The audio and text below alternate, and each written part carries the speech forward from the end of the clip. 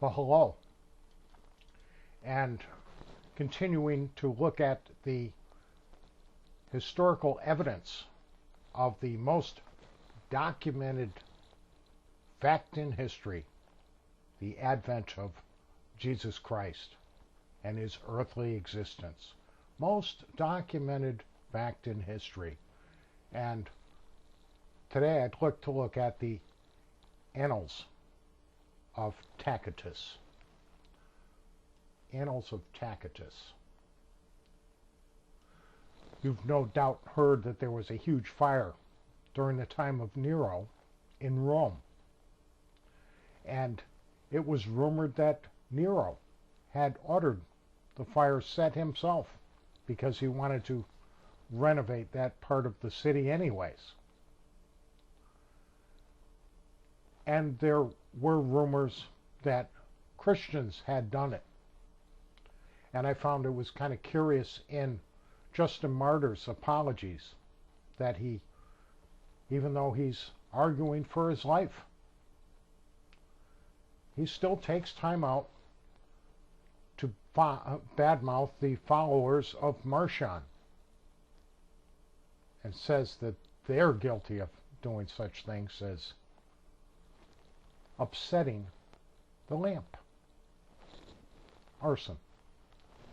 But let's look at this and see what it says. And it sounds quite convincing at first glance anyways. It appears so.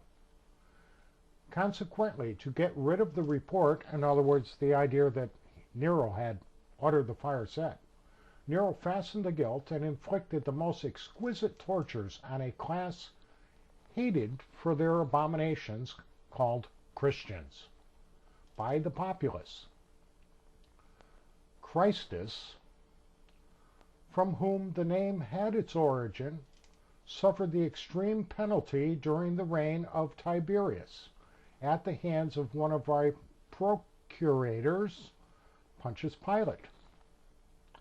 And a most mischievous superstition, thus checked for the moment, again broke out not only in Judæa, the first source of the evil, but again at Rome, where all things hideous and shameful from every part of the world find their center and become popular. Now, accordingly, an arrest was first made of all who pleaded guilty, and then, upon their information, an immense multitude was convicted.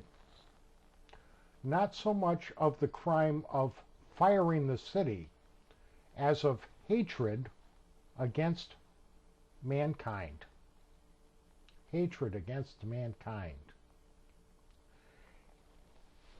Sounds a bit like some of the Christians that you run into on YouTube, doesn't it? But is this passage actually genuine? One thing that you'll notice right away is that it does not say the name Jesus once again, but Christus. And it says that this is where the Christians got the origin of their name. And so pastors tell us this, that's what the case is. But if you recall, when we checked into what the bishop of Antioch said, Theophilus, he said that they were called Christians because they were anointed of God. They had come to know God, not because they were followers of a Jesus Christ.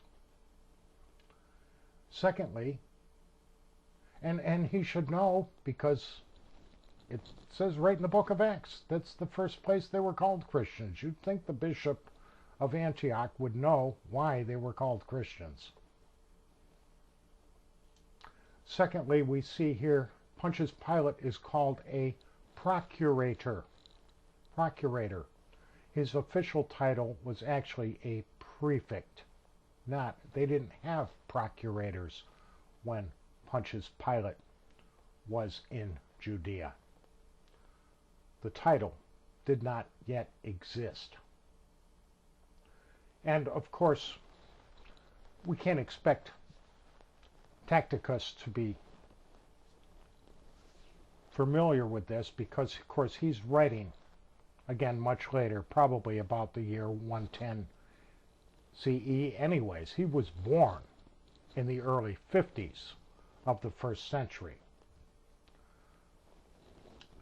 But it seems that it's not very flattering how they described the Christians, because they were known by the general populace. They were hated for their abominations, not because they worshiped Jesus, not because they were loving people. And you see, they were convicted. These were people that admitted that they did this. You see in the text, the ones that were first arrested were the ones that admitted setting the fire. And they were not condemned for setting the fire, this great multitude of people, but because they just hated other people. Yet this is held up as proof of Jesus. But we find that this book was never quoted by any early historian, was never quoted by any early church father, that it was first published in 1468 by one Johann de Spire at Venice, Italy.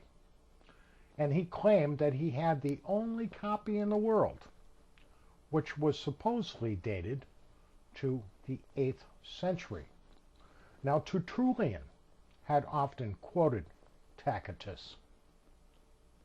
He says, however, of Tacitus, that he was most loquacious in falsehood, that he was the very opposite of Tacit in telling lies.